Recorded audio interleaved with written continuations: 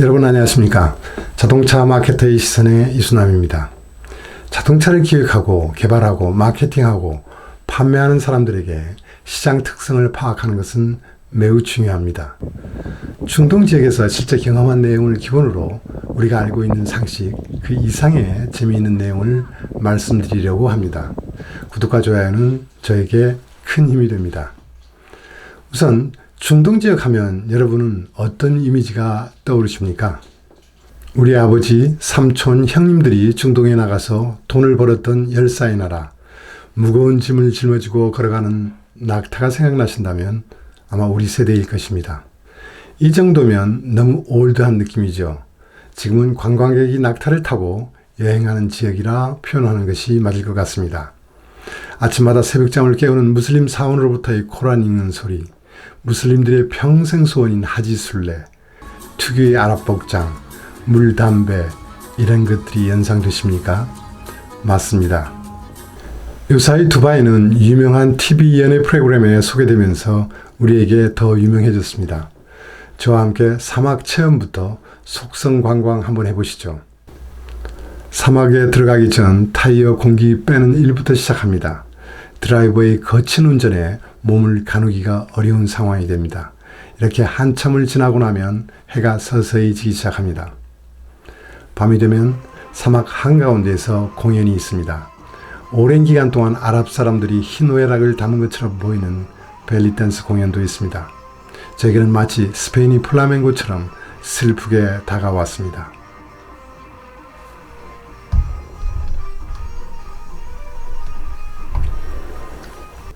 요즘에는 많은 분들이 두바이 관광을 하고 계셔서 버스 칼리파 빌딩에 올라 두바이 전경을 보기도 합니다.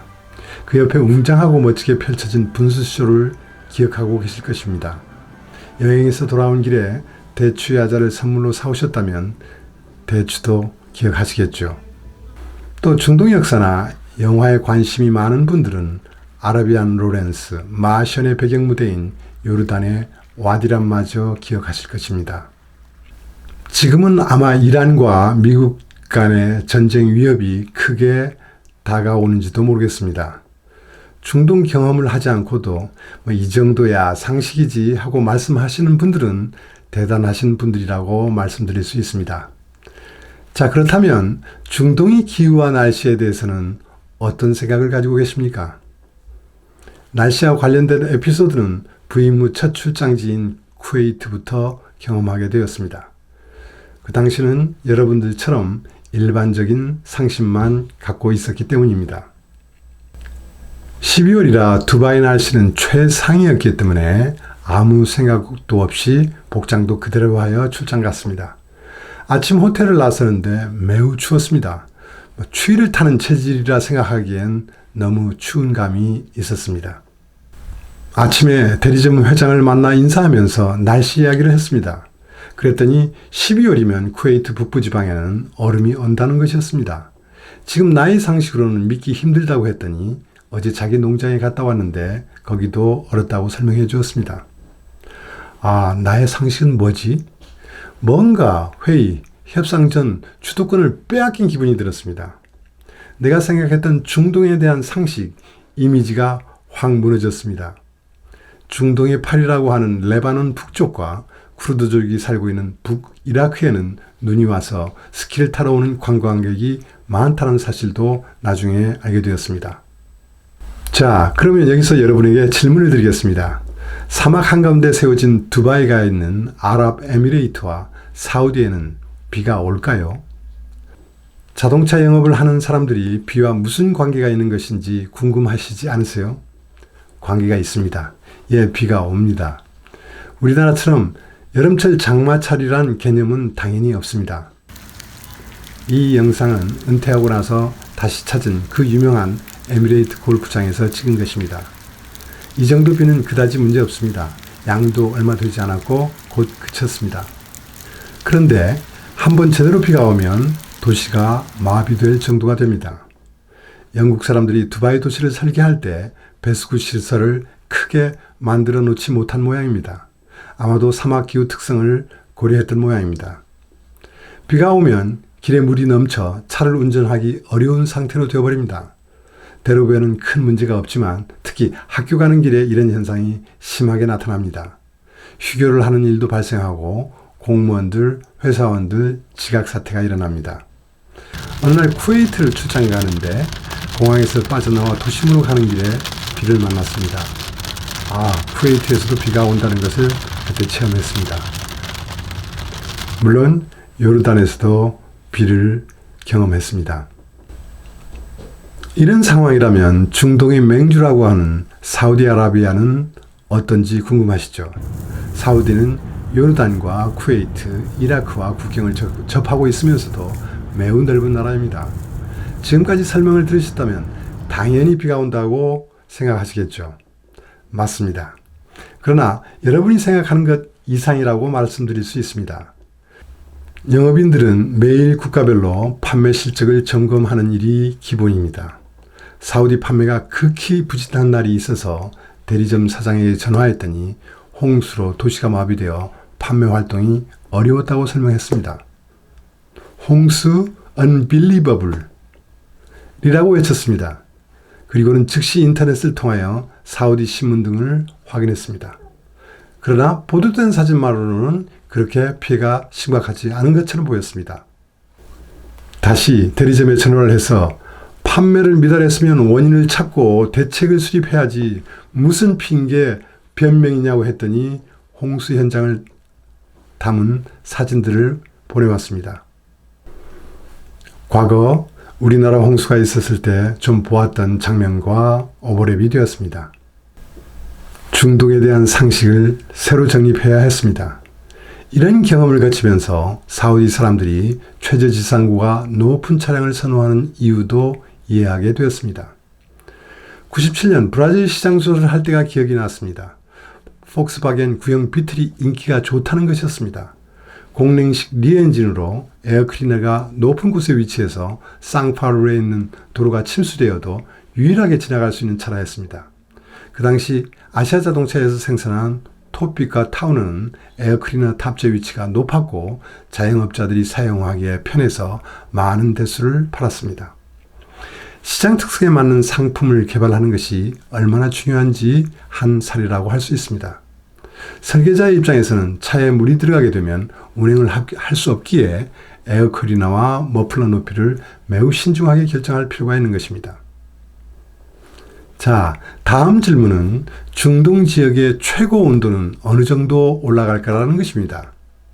열사의 나라라고 했으니 당연히 높게 올라가겠지라고 생각할 것이고 동남아를 여행하신 분들은 거기 온도에 더해서 38도, 40도 정도로 생각하실 수도 있을 것입니다. 두바이에는 골프장을 가보면 35도 이상이 되면 미국, 유럽에서 온 친구들이 하나둘씩 안 보이기 시작합니다. 40도에 가까워지면 골프를 좋아하는 일본인들도 안 보입니다. 40도 이상이 되면 유일하게 골프장에 나타나는 사람들이 있습니다. 누군지 아시겠죠? 바로 위대한 대한민국 사람들입니다. 제 경험으로는 45도 정도에서도 매홀마다 설치되어 있는 물통의 찬물과 골프장에서 제공해주는 얼음을 잘 활용하면 충분히 더위에서도 골프를 즐길 수 있었습니다. 이러한 한국스러움보다 더 지독한 사람이 있다면 아마 카타르 정부와 FIFA라고 생각됩니다. 2022년 월드컵 개최지가 카타르에서 열리기 때문입니다. 돔구장 전체를 커버할 수 있는 에어컨을 설치하여 대응하겠다는 계획도 발표했습니다. 그러나 유가 하락으로 재정이 악화되면서 기존 시설을 확충하여 대응하겠다는 뉴스도 있어서 앞으로 어떻게 될지 궁금합니다.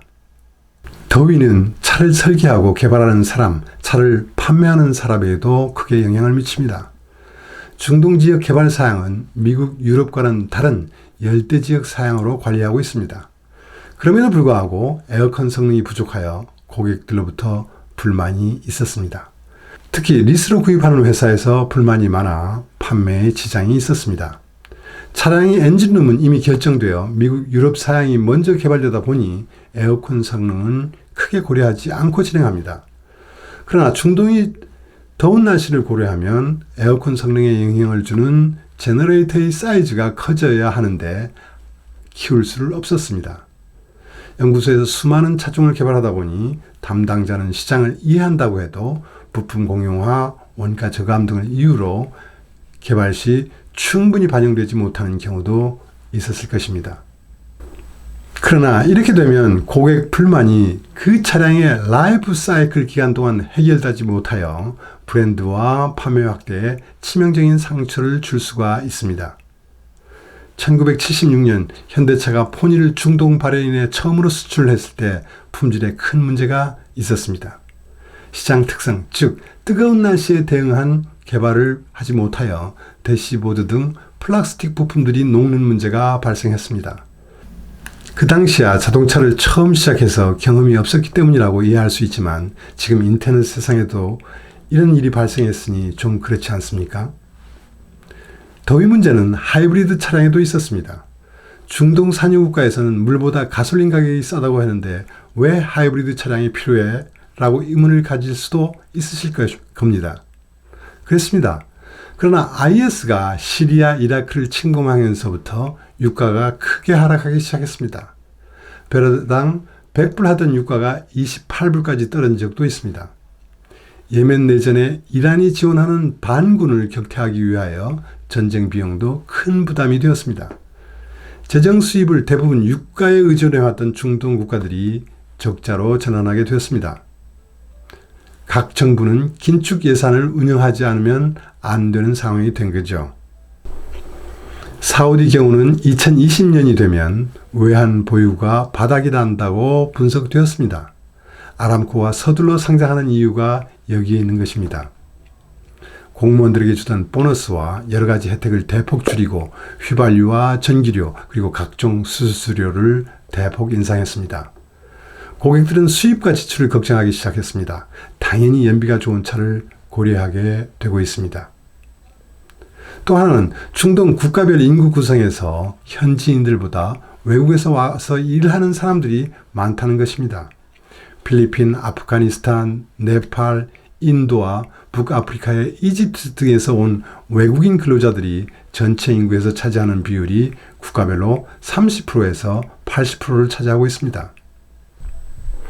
그들은 월급을 받고 그중 일부는 봉급으로 송금해야 하고 일부는 생활비로 써야 하기 때문에 당연히 연비가 좋은 차를 선호하게 됩니다.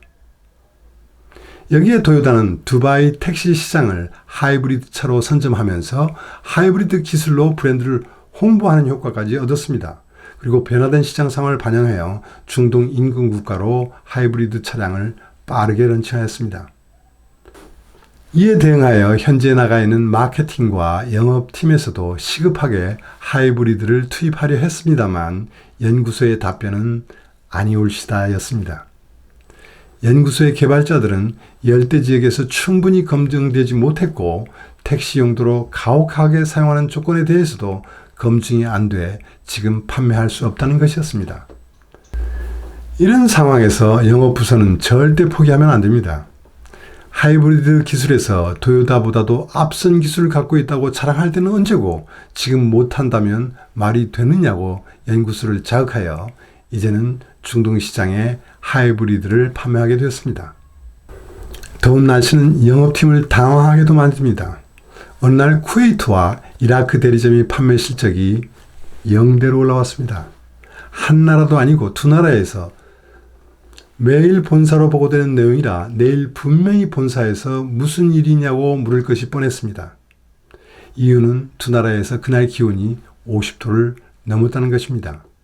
중동의 각국 정부는 50도가 넘게 되면 의무 휴무일로 정해집니다. 정부에서도 공무원들과 일반 국민들이 경제 활동을 하지 못하면 여러 가지 피해가 많음을 알고 있습니다. 그래서 요즘은 50도가 넘어도 49도로 발표하는 경우가 있습니다.